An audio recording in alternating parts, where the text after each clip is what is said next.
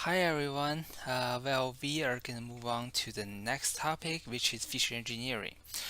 Feature engineering is kind of a weird topic because, well, almost everyone would agree that feature engineering is very important, and yet it's hard to find a good textbook which has a comprehensive discussion of the feature engineering. One of the reasons could be engineering just has so many different things, and I'm going to use one lecture to cover the important things I believe you should know. Okay, there are really a lot of the things for a data science project. Say if you have to select the right models, it's never a good idea that you try all the models you know on a data set and then select the best one. You have to first understand the problem. Say, is that a supervised or a unsupervised problem? And if it is supervised, is that a classification or is that a prediction? So what's the difference between them? What's the difference between the classification and prediction? So for the classification, we are classifying the class labels, and for the prediction, we are predicting the real values, right?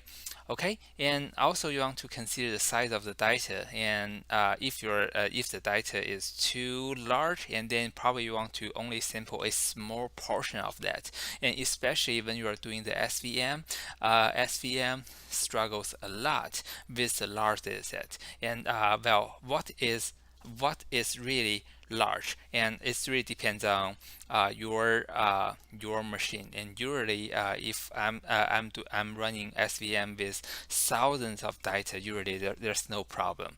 But with a higher number, and I would like to sample a part of the dataset. And another condition is, what if your dataset is very small, or one class is very large and another class is really small? And then, remember we have two tools, bagging and pasting, right? So one is to deal with the large data set to sample it down a little bit, and another one is, we can pick the same samples several times. So we can actually pick the samples in the smaller class several times to make the data set a little bit larger and then make it more balanced. Okay, and then another thing you have to consider is, who are you reporting to? Well, if you're reporting to some person who has no background, and yet you are worrying that they may ask you a lot of the detailed questions on the technicals, and you may want to pick a white box model. So a model that you can easily explain to the people without the related data science background. And the last thing is, use your domain knowledge and your intuition as well. So, those are the things that you have to develop in the process of doing different projects. Okay, and when we decided the model we are going to do, and the next thing, we have to tune our models. There are quite a lot of the machine learning models. They require you to give parameters, and sometimes even a lot of the parameters, and you have to learn how those parameters work, or what do they really mean, in order to do that. And before that, remember, you can do the EDA, exploratory data analysis, and that is, you can get some sense of the data before you even dive into the further, like picking the model or training the model. And to tune the parameters, and then you should also use the able function. For example, for the k-nearest neighbor, we talk about the able function, and we have to try different k values.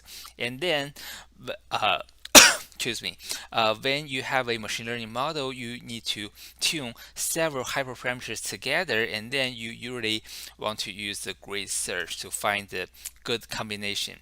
And the last thing, remember, you can ask the domain person, and asking the domain person actually can save you a lot of time.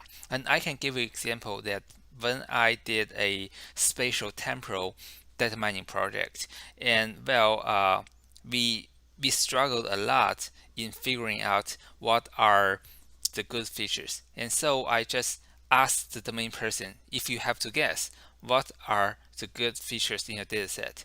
And then he sent me two features. And then I throw away all the remaining features. Probably I throw away dozens of them. And then I only keep the two of them. And actually, with only those two features, then the model is already good enough. And this means I also throw away the x and y coordinates. Well, the point is, the x and y coordinates, or the latitude and the longitude, in that problem, they don't mean anything, or I can say they're not important at all. And then the domain person told me those two features, and they are indeed the most important two features. Okay, so the next question I want to discuss is, if you have a machine learning model, and if you have done all those steps, and you have the performance of the model, but this is not perfect, and then what do you do? How do you improve your model? And of course, one of the things is you can try different machine learning models, and there are some problems can be better solved in one machine learning model than other machine learning models. So trying different machine learning models can be one way. But if you decided that this is the right machine learning model, however, you are not quite impressed with the result, and that the next thing you can try is you can do some feature engineering. Okay, and actually feature engineering is the part we have seen several times. So for example, do you guys still remember PCA? I think we have a guest lecture show you guys a little bit of the PCA, right? And another thing is when we try to pick the top two features, and then we evaluated the important features, and then we pick the two of them, right? So that is the recursive feature elimination, and we are going to see that again. Okay, so the first part we are going to do is, there is a function built in the scikit-learn called select k-best. So this is just to you need to send another function saying how those features are going to be evaluated, and then we are using the chi-square. Okay, so we have to load the dataset, and this is a diabetes dataset, and there are like a total of 8 features, and then the last one is a class label. And as you can see, for all the features, they are numerical features, and the last one, class, it is just 0 or 1, right? So we separate the dataset into x and y. And after that, we want to use the select k-best, and then score function is to specify what function are we going to use to evaluate those features. And again, you want to use the fit. This is one of the things I like about the scikit-learn, because the syntax is quite consistent. And even though this is not quite a machine learning model, we are still doing the model dot fit, and then with the x and y, and then it will tell and then we have the select k best features trained. Okay, and the next thing, I want to specify the number of the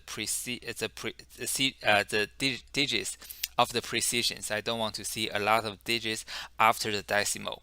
And after that, you can do the fit.scores, and those are the scores of the features, and then they correspond to the feature names. Okay, so this is the preg, and then this is the score, and then plus, that's the score.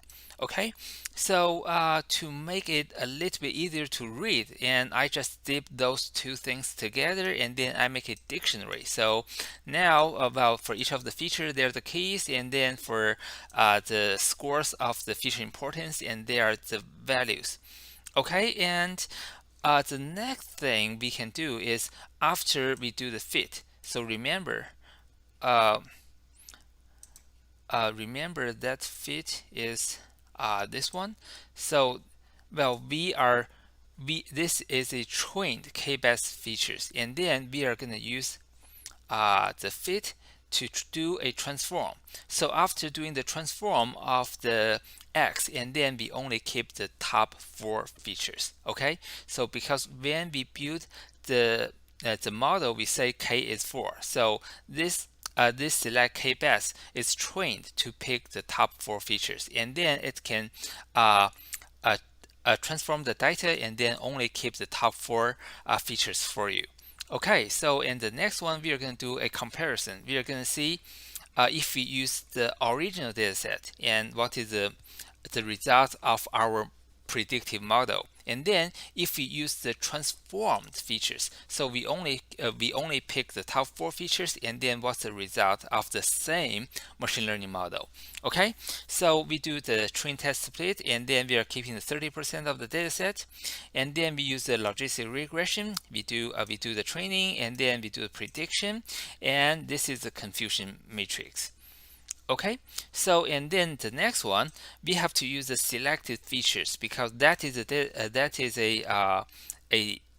data set with only 4 features. And after that, this is the same logistic regression model, and then I do the prediction, and this is my confusion matrix. So the point here is, well, just now we throw away 4 features, and we only keep the 4 good ones, and we throw 4 worse ones. Okay, and then after that, if you compare the performance of those 2 models, then you may find this one is actually a little bit better. Okay, so this is a trick you can definitely do if you want to improve your the performance of the model a little bit. Go ahead and then try to evaluate the features, and you can keep well, the top end of them, and then usually you can keep keep the same performance, or the performance of your model may even improve a little bit. Okay, so that's it, and I will see you in the next video.